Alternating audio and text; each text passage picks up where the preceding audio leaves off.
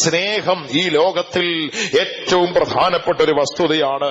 ഇവിടെ അപ്പോസ്തലൻ ഓർപ്പിക്കുകയാ, നിങ്ങൾ അന്യോന്യം സ്നേഹിപ്പീൻ.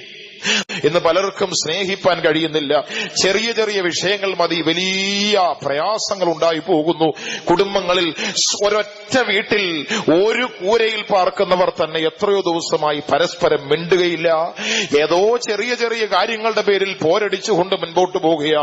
പലർക്കും ചെറിയ വിഷയങ്ങൾ മതിയാകും, ജീവിതം തകർന്നു പോകുവാനിടയാകും. വളരെ ശ്രദ്ധിച്ചു കൊള്ളണമേ.